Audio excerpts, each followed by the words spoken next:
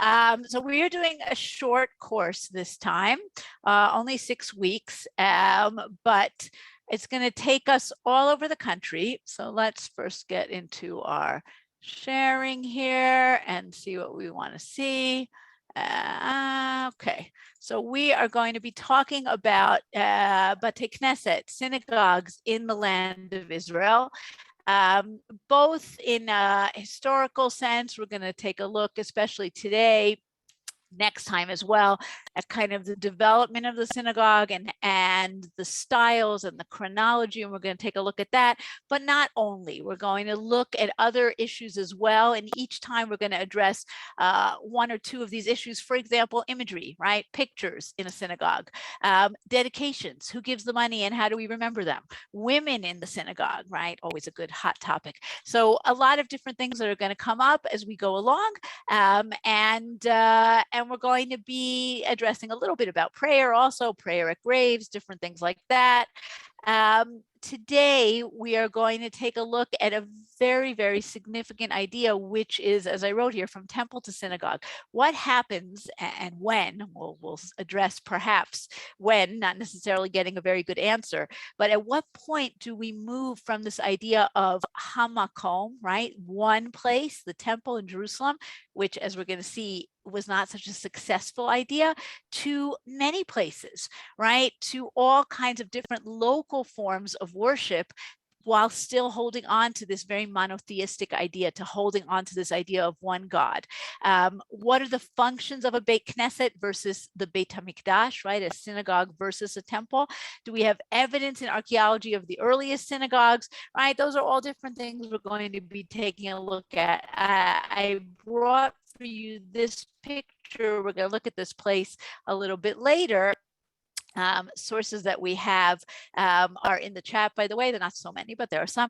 This picture we're going to take a look at a little bit later at this site, a little more in depth. If you can guess what it is, you get extra points. Okay, this is Gamla, and the reason I put it here, besides the fact that it's an amazing ancient synagogue and one of the earliest ones that we have, right, is that you can see that here's the wall of the city, and the synagogue is actually up against the wall, is within the wall of the city. And as we're going to see, we're going to discuss, perhaps the earliest Bate Knesset are taking the place, the function of the Shar Ha'ir, of the city gate, which is such an important place in biblical times, becomes less important in Second Temple times.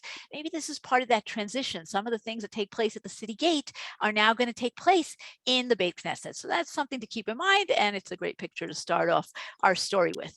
Okay, so let's just take a look quickly at some of our themes today, right? The tension between local and centralized worship, right? We have this very significant idea that we already hear about in Sefer Devarim. God says you're going to come into the land, to the makom, to the place, a place, one God, one place. And yet we're going to see that that was very hard for people to abide by, and they wanted something more local. And by Second Temple times, we're able to accommodate that demand without taking away from monotheism. All right, we're going to try to answer, although I don't promise you a great answer, the question of when do we begin having Bate Knesset, having synagogues, okay? What synagogues do we have while the temple is standing, okay? What synagogues do we have after the Churban, after the destruction of the temple? And then there's a little bit of an add-on at the end. Like I said, we're going to deal with different themes. The story of the Aron Kodesh, right? The place, the ark where we keep the Torah, is it movable? Is it permanent? At what point does that change, if it changes, right? So those are some of our themes of today.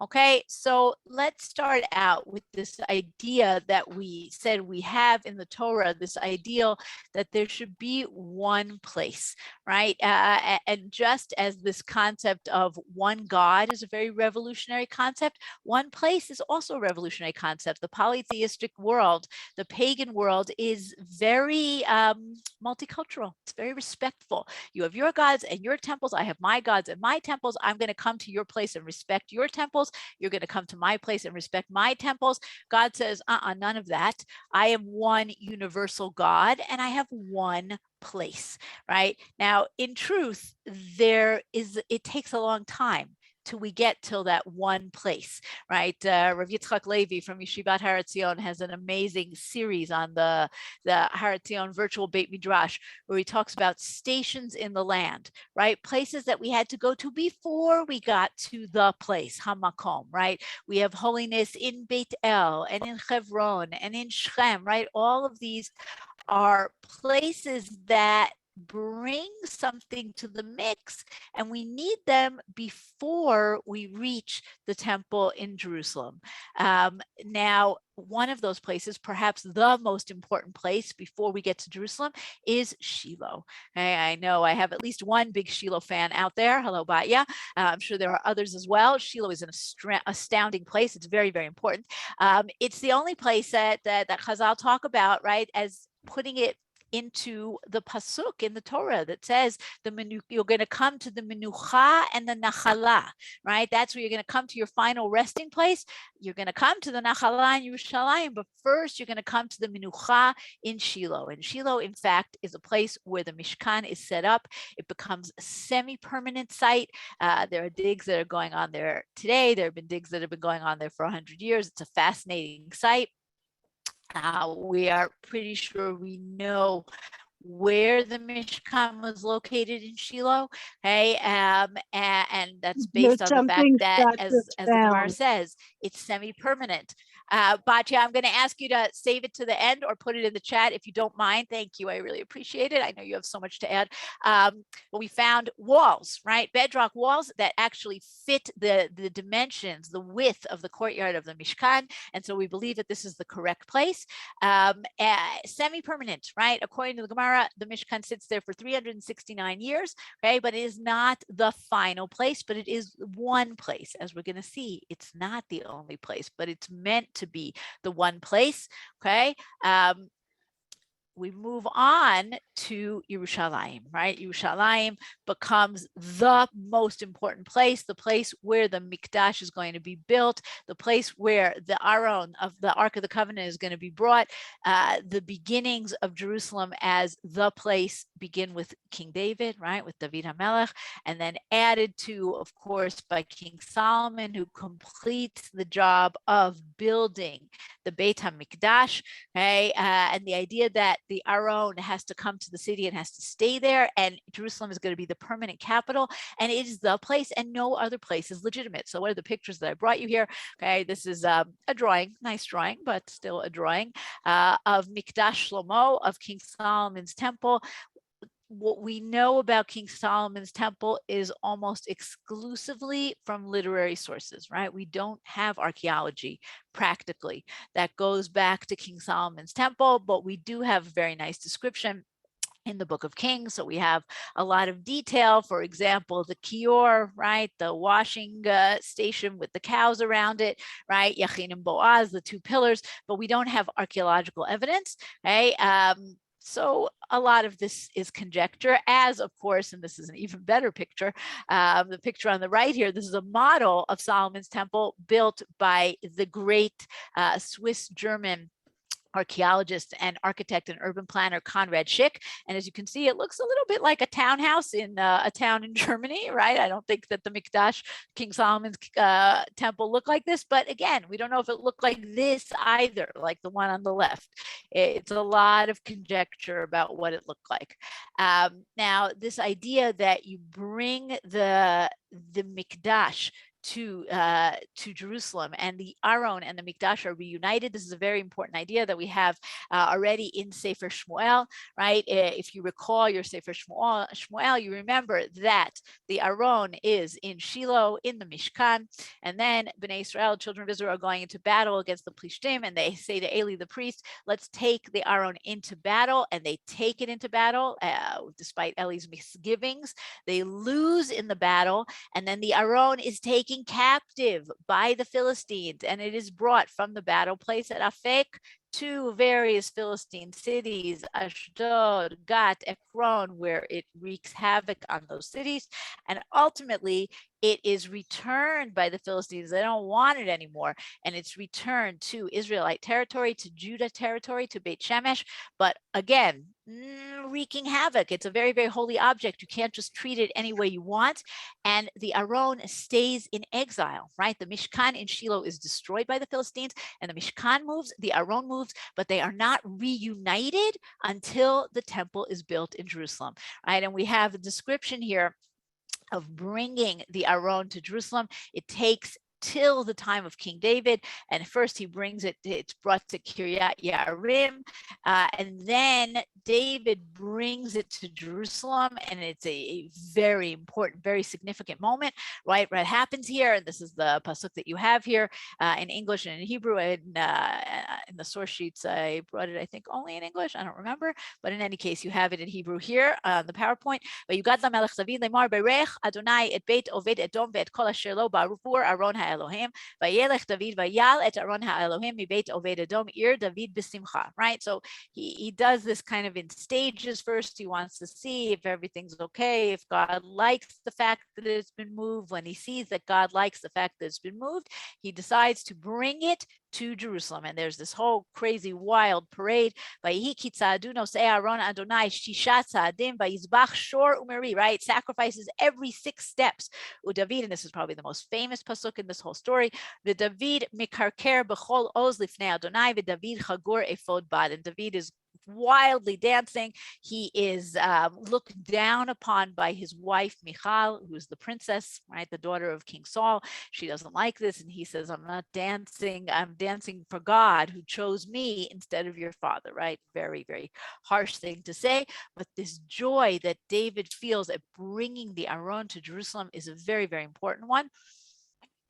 This is a very important moment, even though King David is not chosen to build the Mikdash, right? God says to him, it's not up to you, it's up to your son, King Solomon, for various reasons. The most famous one being that King David is a man of war, but also because it's not time yet. They're not ready. The country is not settled, right? But even though he doesn't complete the task, he does complete this idea that the Aron must stay in Jerusalem, that this is the place and there is no other place. And how does he do that? He does it at this very important moment, one of the most terrible moments of his life, when he is running away from his son Avshalom, right, who's made a coup against him, and he's running away and he's leaving and everybody's crying, and suddenly the Kohanim come and they bring the Aron, right? And take a look at this, what we have here.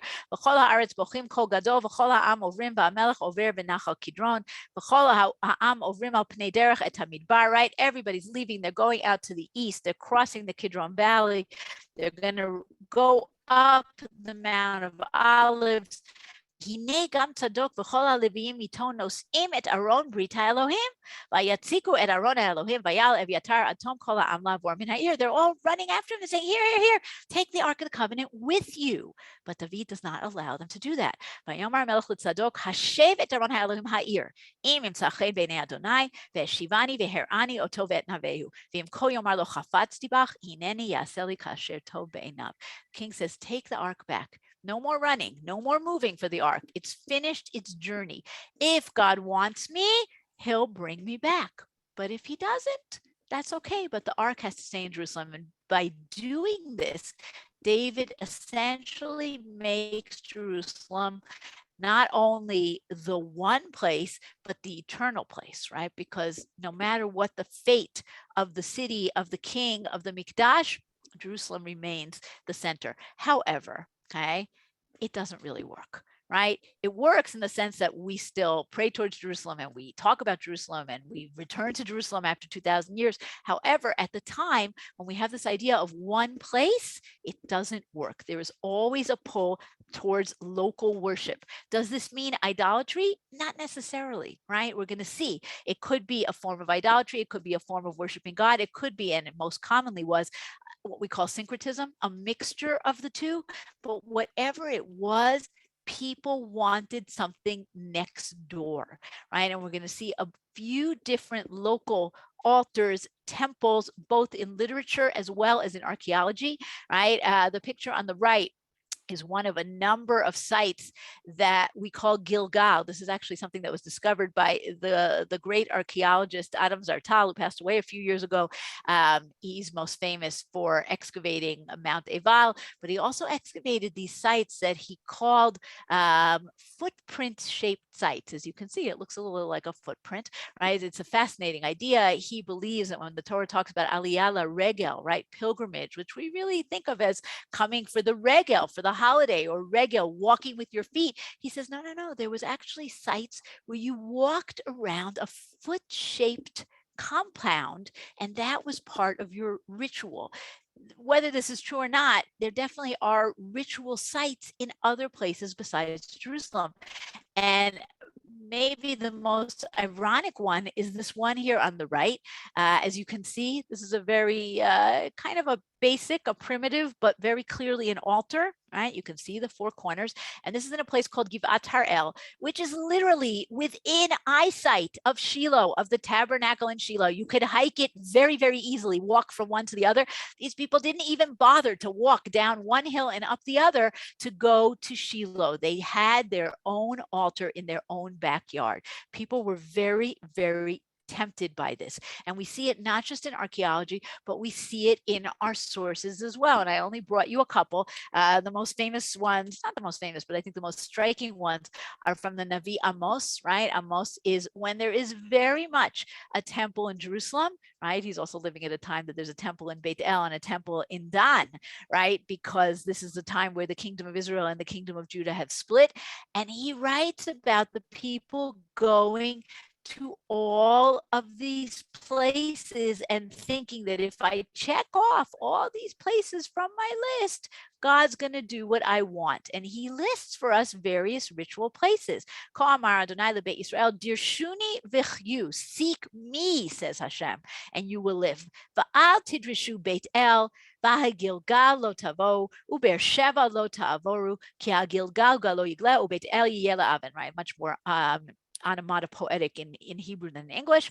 Don't go to, but he gives us this list. Don't go to Beit El, and don't go to Gilgal, and don't go to Beersheba, right? All of those places are false. You think that they're going to give you some kind of atonement, some kind of expiation. It's not going to work, right? And he goes on a few prakim. So we've been talking about Amos, and how he's telling about all these various sacrificial ritual places. Okay, now we know that at a certain point in Tanakh, there are reforms. Okay, there are kings that come along and say, enough with this, all these different temples, all these different altars, whether they are for God or for the Baal or some combination, right? The most famous religious reformers, the most effective religious reformers are Chizkiyahu, right? And that's the pasuk you have here. Bishnat Shalosh Hoshea ben Elah melech Yisrael malach Chizkiyahu ben Achaz melech Yehuda, right? And it tells us his mother and everything else. Vayas hayashar b'nei Adonai kol asher asa David aviv, right? He's very righteous. And most importantly, hu hisir et habamot, right? Hu hisir et habamot. V'shiber et hamatzevot v'karat et ha'asherah v'kitet nachat ha'nechoshet asher asa Moshe, right? He gets rid of all of these things, all of these shrines and altars and everything else, okay? It doesn't really last, because a few generations later, his great-grandson Yoshiyahu has to come along and do the same thing. So we have these religious reforms. There is a lot of worship of other gods, even in Jerusalem, right? A lot of worship in other places. Like I said, we're going to look at two different case studies of this story. And like I said before, unclear, is this always idolatry, right? We definitely have idolatry. We have the story of Eliyahu and the prophets of the Baal, right? And we have all the people who worship the Baal. But these altars are not necessarily or only for idolatry. So we're going to look at two places. One is called Tel Sheva, okay, and one is called Tel Arad, right near the Arad of today. Okay, it is not a coincidence that both of these places are essentially on the southern border of Eretz Israel in the time of Tanakh. These places are far away. They are far from the center. They are far from Jerusalem. You've got people who are stationed out here who are feeling very disconnected, right? And they want to connect. And how do you connect? You make your own temple, you make your own altar. Okay, so we're going to look at both of them. First of all, Tel Sheva, which, by the way, we say Tel Sheva and not Tel Be'er Sheva, because as we're going to see, it's very likely that this is not ancient Be'er Sheva, but rather another place known as Tel Sheva. Tanakh, Sefer Yoshua talks about two sites, Sheva and Be'er Sheva. So it is very likely that this is not the original Be'er Sheva. Tel Sheva, very, very interesting place, slightly to the east of modern Beersheba, a very small but very well-planned city. Okay, it's a walled city. It's got a casemate wall. That means that you have houses within the wall so that you protect the city very well. It has water systems. It has storehouses. It's not a particularly big place. It's probably for about 400 people. It was an administrative center at the height of Bayit Sheni times, particularly in the 8th century in the time of King Hezekiah. Okay, it's in a very good location. Like we said, it's on the southern border. Important roads, right? It's at the beginning of what we call the path of the patriarchs, Derech HaAvot. It's at the conjunction of two major rivers, water sources. So it's very fertile. Right? It was excavated in the 60s and 70s, and then again in the 90s, and it even got the dubious designation of being a UNESCO World Heritage Center, right? Because it's such a classic First Temple time period city. What it is probably and almost definitely not is the Beersheba of the patriarchs. Why do we say this with so much confidence? Because we do not have a layer of the site from the time of the Avot. Right? We have early prehistoric layers, but then we don't have a settlement until the 12th century, meaning give or take the time of Yoshua. We do not have a settlement from the time of Abraham, Yitzchak, and Yaakov. So it's a very interesting question. Where is the Beersheba of Abraham? We are not going to deal with that question, but it is interesting to think about. But like I said, this is very likely not Beersheba, but Sheva. Okay, we have a small settlement in the 12th century. By the 10th century, it's walled, and it reaches its height in the 9th and the 8th century when it becomes this administrative center. What we want to talk about is an altar that's put into Geniza. It's actually, we get to see the story of Chizkiyahu's religious reform in action, which is an amazing thing. And then the city is destroyed, probably by the Assyrians, by Sancheriv.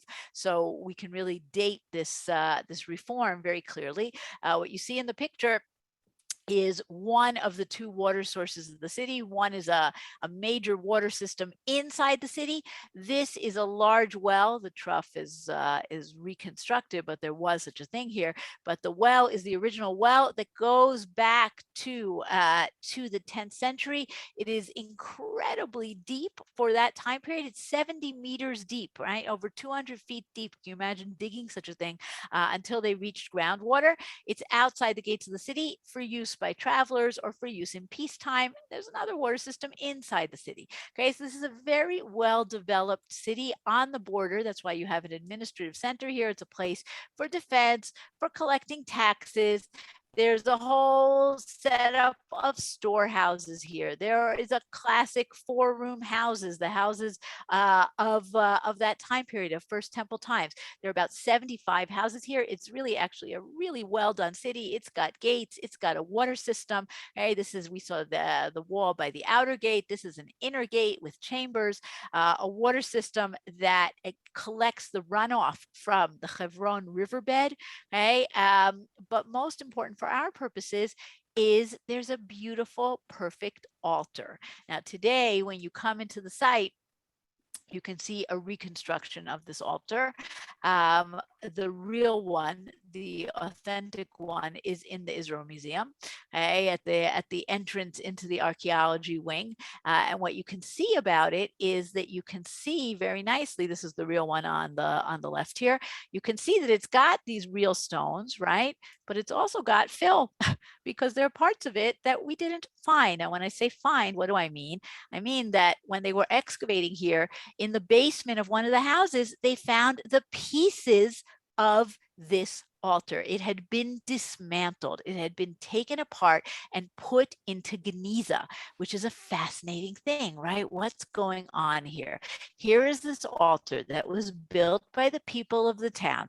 It looks more or less like the altar from the temple, right? I say more or less because it has a few things that are glaringly wrong about it. Most importantly, the stones are what we call avnei gazit, hewn stones. The Torah says when you make your altar, you have to use field stones, stones that are not cut by metal. These are very nicely cut by metal, not allowed to do that.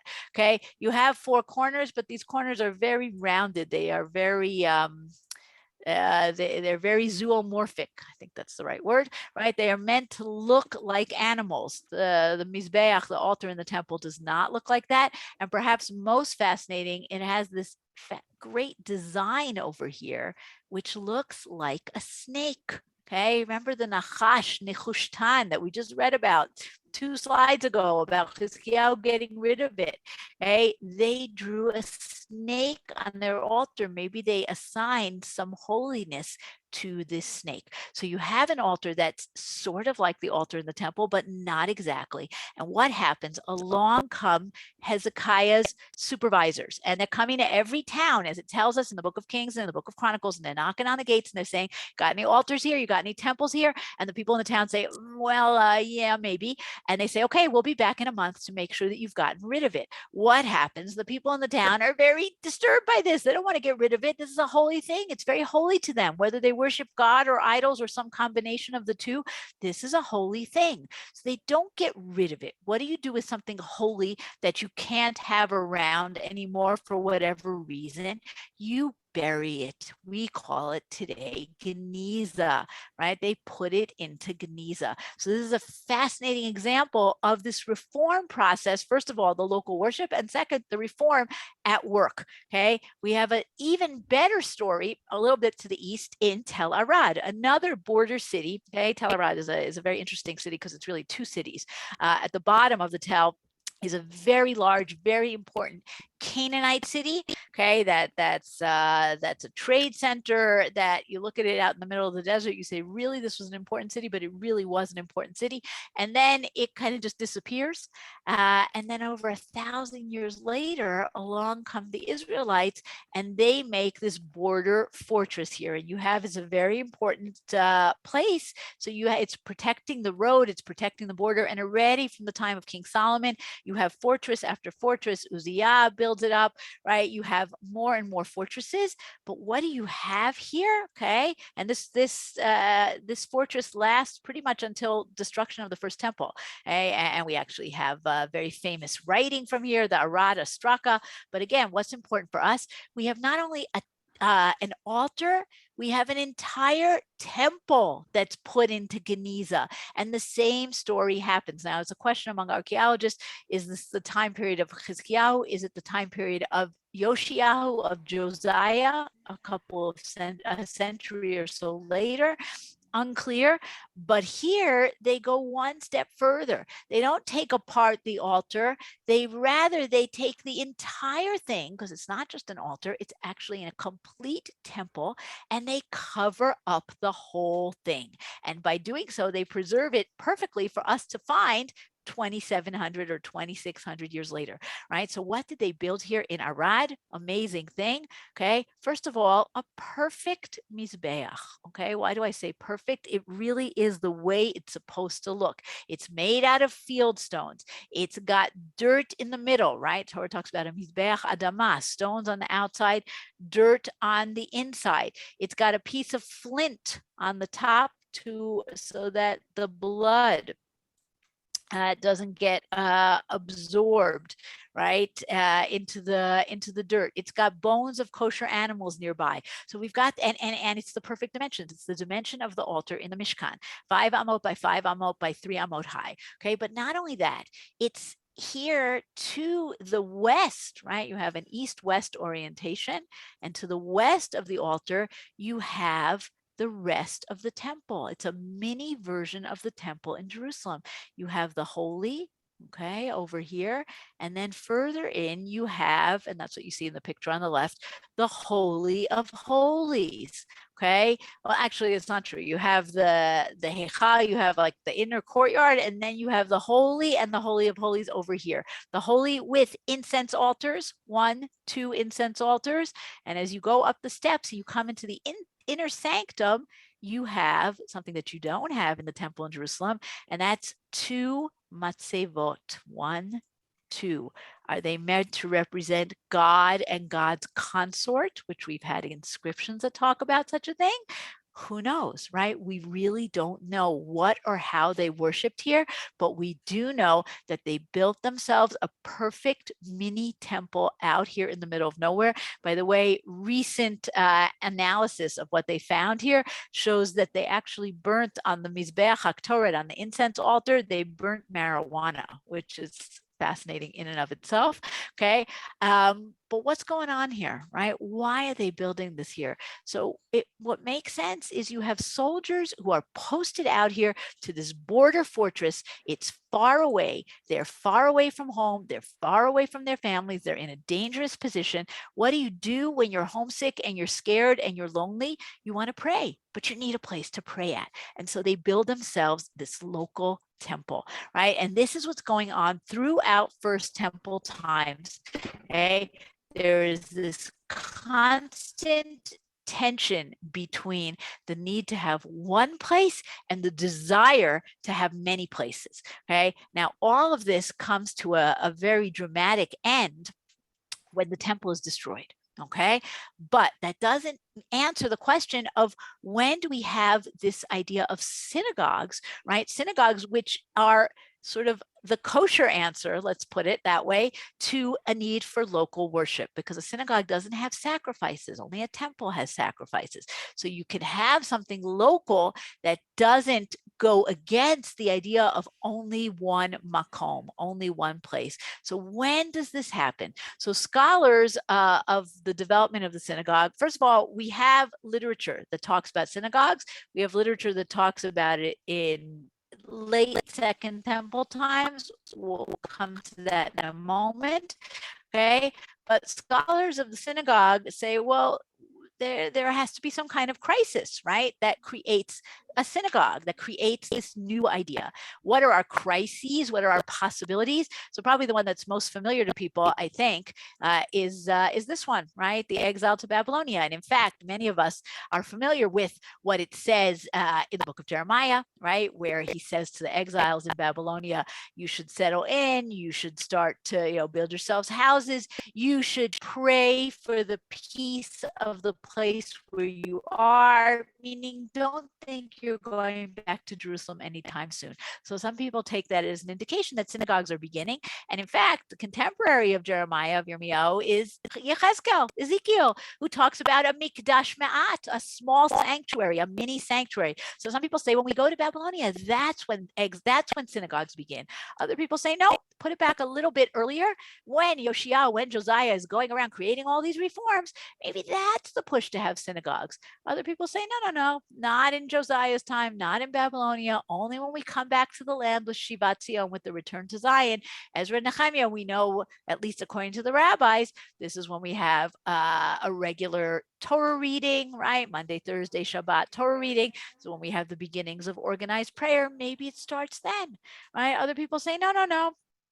It's the crisis of Hellenism, right? And then finally, the latest theory is not till the time of the Hasmoneans. They come along, they get rid of the Hellenists, and they say, let's have synagogues. Professor Yisrael Levine, Lee Levine, who is one of the great scholars of the synagogue, says all of these approaches are incorrect. You don't need to look for an event, a crisis. The development of the synagogue is a process. It's something that happens little by little, and it's perhaps something that begins with this evolution, like we said at the very beginning, of the city gate, right? Once the city gate is no longer the center for the judges and for commerce and for ritual, maybe then we start to have a development of a new place that's going to fulfill some of those functions. And that's the slow process of beginning the synagogue. And again, we don't have concrete proof, right? The first evidence that we have some literary evidence and we have some archaeological evidence, and none of it is before the first century before the Common Era. That's the first time we start to really hear about this. Okay, so very, very well-known inscription discovered in the city of David. It's called the Theodotus inscription, and it's the first time, not the first time, but it's the first time we hear about a functionary called the Archaeosynagogus, who we know better as the Gabbai, right? This is found in Ir David, in the city of David. It was found by a Jewish archaeologist named Revolt-era in the beginning of the 20th century. And he found this inscription written very nicely in Greek, as you can see. And it says, Theodotus, son of Vetinus, priest and head of the synagogue, or as it says in Greek, the Archaeosynagogus, the son of an Archaeosynagogus, the grandson of an Archaeosynagogus. Okay, so here we have this inscription from the first century based on the style of the Greek that talks about at least 3 generations of guys who ran the synagogue. Now, clearly this is a synagogue and not a temple. We're 3 steps away from the Beit HaMikdash, right? This is contemporary with the Second Temple. This is a place where people come to do something else. Now, what are they doing? That's the importance of the second part of the inscription. Built the synagogue for the reading of the law. Okay, this is where you sit and you read the Torah. The teaching of the commandments. You sit and learn Torah. A guest room. It's where your people come to stay, right? It's like a motel. The chambers and water fittings as an inn for those in need from abroad. Okay, what are we doing here? We're learning, we're reading, we're hosting people, we have water. This sounds a lot like what we would call, at least in North America, a JCC, right? Or in Israel, a matnas, right? This is a community center. What's missing here? Prayer. Okay, and we're going to talk a little about that next time. Okay, when do people begin to pray? Right? I'll just answer. Bina says, why are we calling this a gabbai and not a head of the community? Because he's the head of the synagogue, right? He runs things in the synagogue. Does that mean he's the head of the local community? Maybe gabbai is a little bit of an exaggeration, but he seems to be the guy running the stuff in the synagogue, and the stuff in the synagogue does not seem to include prayer. Okay, it includes lots of other things, but it doesn't seem to include prayer. Okay, we also hear about synagogues in the Tosefta, right? Tosefta, more or less contemporary with the Mishnah, but could have been declaimed or said orally much, much earlier. And this is a testimony we have from Rabbi Yoshua, who is one of the early Tanaim, who lives in the time of the second Beit HaMikdash, right? Rabbi Yoshua ben Chananya says in the Tosefta and Sukkah, I didn't bring you a translation, sorry.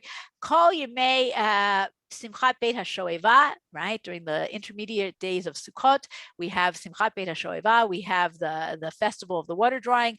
Lo hayinu ro'im sheina, we would not sleep at all partying all the time. Mashkimim anu letamid shel shachar, we would wake up early to give the sacrifices in the temple.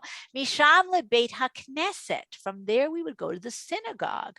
What are they doing in the synagogue? He doesn't tell us. Misham lebeit hamidrash, and from there we're going to the Beit HaMidrash, to the study hall. So are they doing something else, right? We're going to talk, somebody wrote here, synagogue means gathering place. Next time we're going to talk about synagogue versus prayer place, right? And that's a good point, but I'm deliberately not going into it here. It's a difference between the diaspora and Eretz Yisrael, okay? Beit HaKnesset, a kinus, as opposed to a prosuch, a prayer place. Okay? Finally, we have the Tosefta and Sukkah, right? Rabbi Yehuda says, whoever has not seen the synagogue of Alexandria, has never seen the glory of Israel. And here we do have some form of prayer going on. First of all, you have this incredible exaggeration about how big it is, right? Porches within porches, double the number of those that followed Moses from Egypt, golden chairs, golden elders, amazing, right? But here, go on. In the center was a wooden dais, and the sexton stood upon it with a flag in his hand. At the close of each benediction, he waved the flag, and all the people answered amen, right? They didn't have microphones. How do you know what's going on? You have to see the flag, right? And the other thing that's very nice here, the people were not seated together, the goldsmiths by themselves, the blacksmiths by themselves, the embroiderers by themselves, so that when a poor man came in, he joined his fellow tradesmen, right? It's a beautiful idea. You have a Landsmannschaft, but according to trades, not according to cities, right? You would find where to go. And in this way, he was enabled to obtain a means of livelihood. So here already we have a description that sounds much more like our synagogues, where people are sitting, where they're praying, right? Like I said, we'll talk about the difference between diaspora and Eretz Israel next time. But I just wanted to point out that we have literary mentions about the Beit Knesset, or a synagogue, already in Second Temple times. Okay, what about physical evidence, right? So we are going to look at two different communities that have synagogues before the time period of the destruction of the temple, right? And this is a constantly evolving topic, because we are always finding new things. At the moment, two of the oldest synagogues in the land of Israel are two that we're going to talk about today: Gamla and Migdal. Migdal we'll talk more about tomorrow and next time, but we'll mention it a little bit now. Okay, Gamla, right? So where is Gamla? Gamla is in the Golan, in the center to lower part of the Golan. Here we are, right? So on the eastern side of the Kinneret, on this great hill, which of course is shaped like a camel's hump. And that's how it's described in Josephus. And it's rediscovered only after the Six-Day War, when Shmaryahu Gutman and other archaeologists are doing the survey of the Golan, and they come across this crazy mountain. Of course, all the stuff was not exposed yet. And they say, wow, this looks a lot like what Josephus is describing. Maybe this is Gamla. And then they start to dig, and of course, they find all this amazing stuff. Gamla was a Jewish town, a Jewish community already from Hasmonean times, up until the time of the Great Revolt, where they take part in the revolt against the Romans in the year 67 of the Common Era, and they are completely destroyed. Right? Again, we'll come back to the story of Gamla also a little bit later, but let's look at the synagogue for a moment. So if you look back actually for a second, you'll see what we saw in the first picture, which is that the synagogue is in the wall, right? Shmaryahu Gutman tells the story about how when they first started to think that maybe this was really the site, he's with his team and they go down the hill, and he says, okay, let's look for coins. Whoever finds a coin first, you're the winner. And immediately they found a coin, and it was one of 6,000 coins that they were eventually going to find at the site.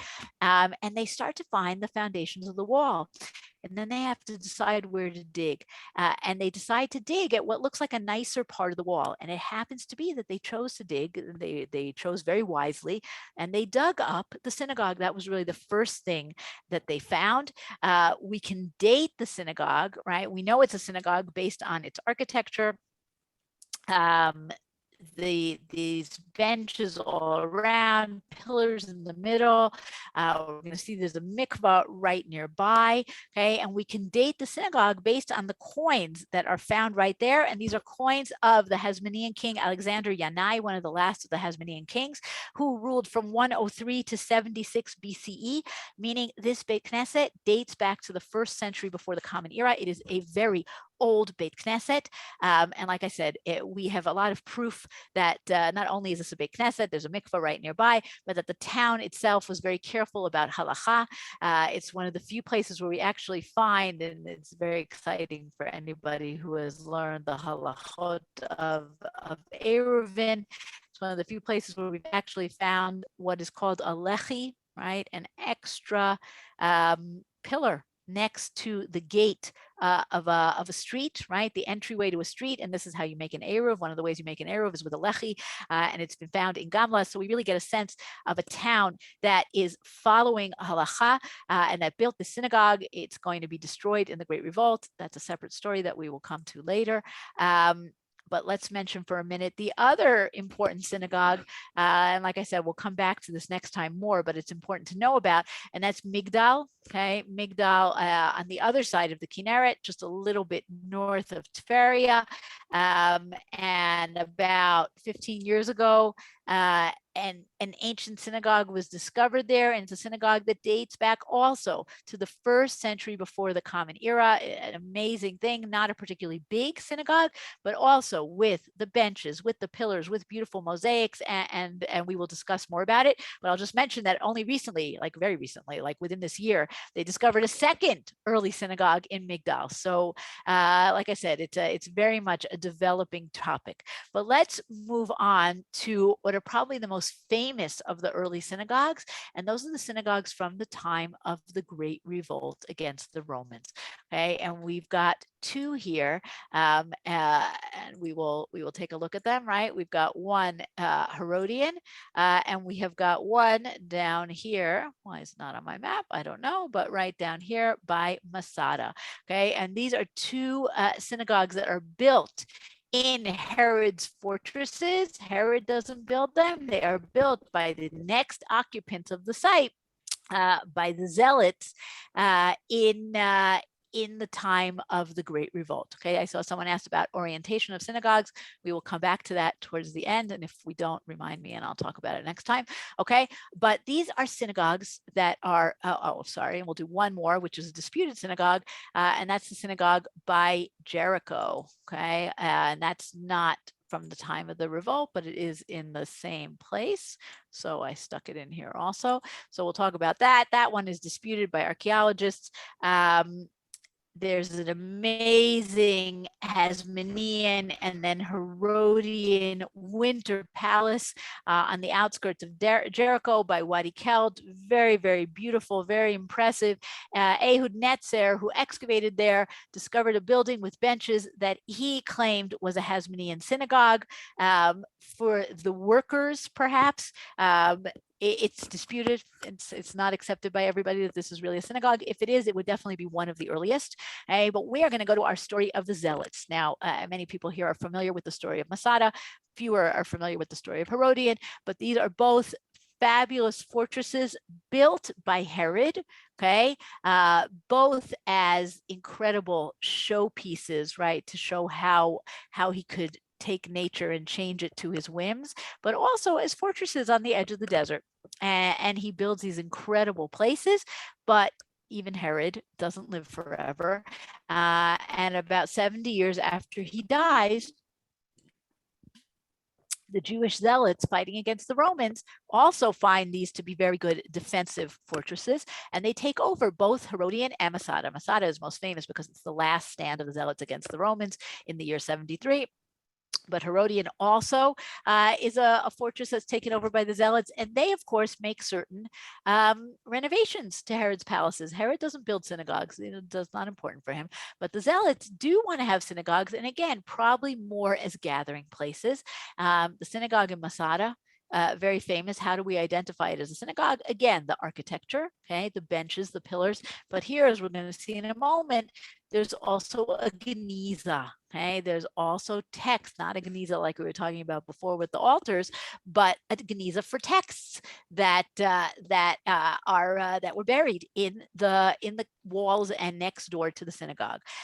Today, I just brought this picture because it's so amazing, right? In the synagogue where the Zealots listen to Elazar ben Yair's speech, where he talks about how we are the last Jews. Today, there is a Chabad sofer who comes every day from Kiryat Gat and is writing a Sefer Torah, which is just a beautiful thing. But we do have a geniza. We have texts that date back to Second Temple times that were discovered in the synagogue and in the room next door. Okay, texts from Devarim, from Vayikra, from Breshit, from Yechezkel, okay, plus texts that are not Torah texts from the book of Ben Sira, from various hymns, right? So it's fascinating to find these here. Remember that the Zealots who come to Masada are coming already at the beginning of the war. They're coming already in the year 66. They stay there till 73. So we have a very long time that Masada is inhabited. Herodian, a little less well known. All right. Herodian is a little less well known, but it's also such an important site on the edge of the Judean desert, eastern part of Gush Etzion. Very, very impressive palace that Herod builds, perhaps even more impressive than Masada. And the same thing, the Zealots come here, they take over, they make a synagogue, and you're already getting the sense of how these synagogues were all designed. This one has a less famous end. We don't really have this standoff between the Zealots and the Romans that we have at Masada. At some point, they're either defeated or chased away or just run away. But it's also one of these Zealot great revolt synagogues. Now, what's fascinating is we have a gap. As we're going to see next time, we have many synagogues from the 4th century and on, and they're some of the most important synagogues in the Galilee. We have all these synagogues from before the destruction and during the destruction of the temple, but we have a missing link. We don't seem to have synagogues from the destruction of the temple in the year 70 till the beginning of the 4th century in the year 300. And the question is why, right? We're going to talk about 2 possible candidates for very early synagogues next time.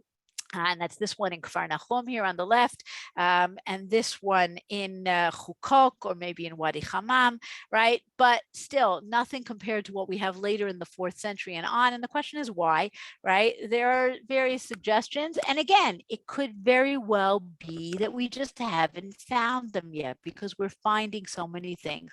But the suggestions of why we would not have such things, number one, perhaps in the course of the Bar Kokhba revolt, in the terrible defeat of the Jews by the Romans, maybe synagogues were destroyed.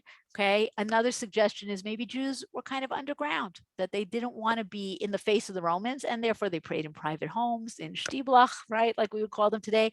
And what perhaps is the most logical suggestion is that there were synagogues, but they were renovated and made into newer and more beautiful synagogues later, leaving no trace of the earlier ones.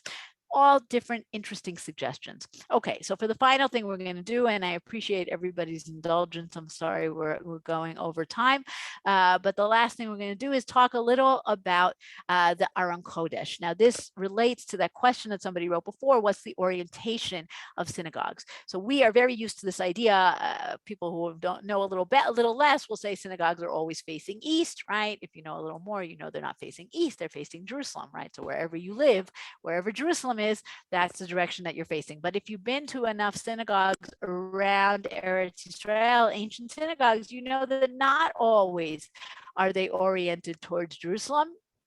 And this is a process, and sometimes it depends on topography, and sometimes it depends on, do you want people to come into the synagogue and be facing the congregation or be able to sneak in from the back, right? But one of the things that we often see is the orientation of the synagogue is based on the fact that there's a special niche for the Aron Kodesh, right? And if the Aron Kodesh has a permanent place, then the orientation is going to be towards that place, right? And again, later synagogues do have that orientation towards Yerushalayim. But the question is, was there always a permanent Aron Kodesh, right? So that's a very interesting question.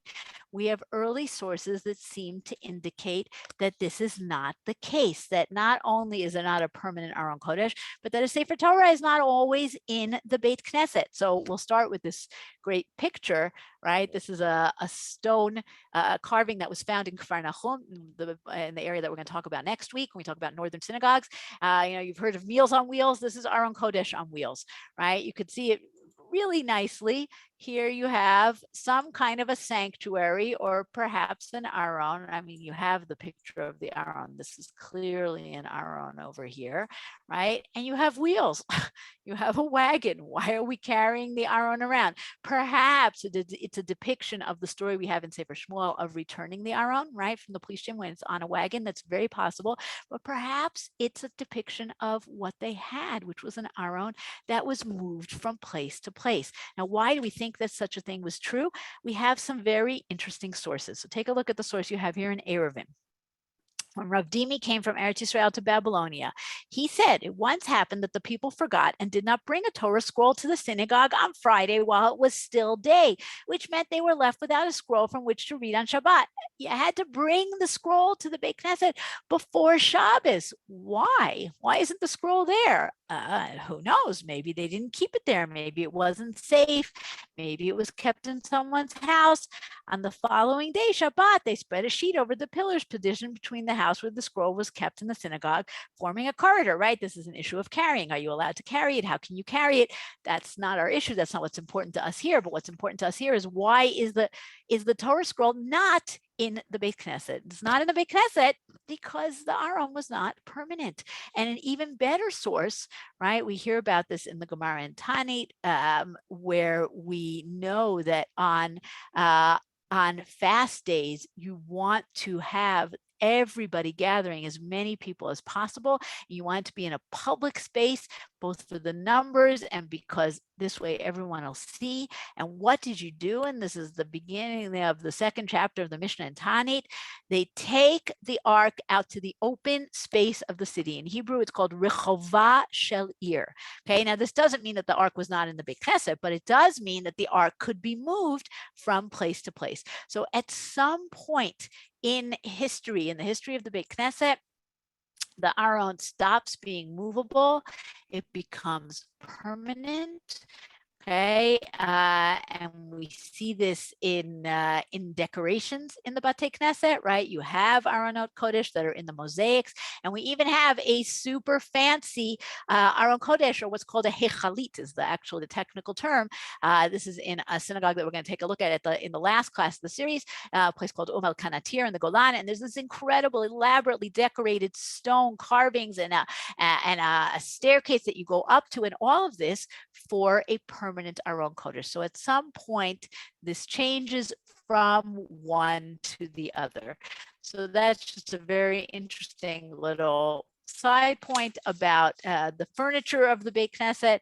Next time, we are going to go up north and we're going to look at different Batei Knesset in the north and at the story of mosaics and imagery and evolution chronology of synagogues. Thank you, everybody. I apologize for our glitches. Hopefully, Chevrat Chashmal will be on my side in the future. Let's see what questions we have here. Hold on, let me stop the sharing. Okay. Okay. Synagogue, right. Like I said, we're going to talk about that to gather together. Orientation we talked about. Are these Torah texts, are those Torah texts consistent with ours? So that's getting into the question of the Dead Sea Scrolls. Mostly yes. I will say mostly yes, not 100%. We do have different texts and different Masorah, but nothing too earth-shattering. It doesn't say in one of them. My question was about my question was about the ones that were found at Masada. Were they consistent? Masada also, it's a good question. Are they exactly like what we have? I don't know if it's, there could be like changes, Kriyuktiv, Malay Chaser, but basically the same content. Let's put it that way, right? Maybe the spelling is a little bit different. That's usually the differences that we have. But I could look in Yigael Yadin's book and find some more. Will the presentation be available in video? I assume that it will be. Yes, and I as I have explained before, I very much apologize, but the first 25 years of my life I spent in New York, and now I'm here, so I can't speak slower. It's congenitally impossible. Was there a Beit Knesset in Qumran?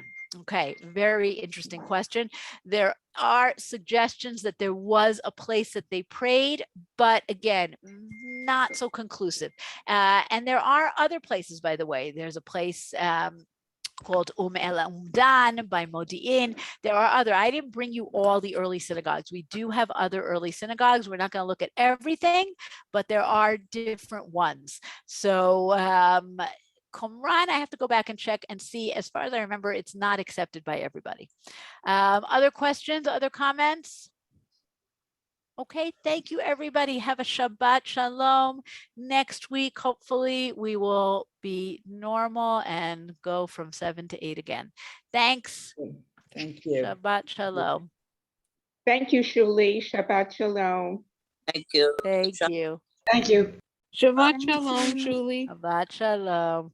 Thank you. Thank you. That's Rabbi. Thank you. Thank you very much. Have a good week.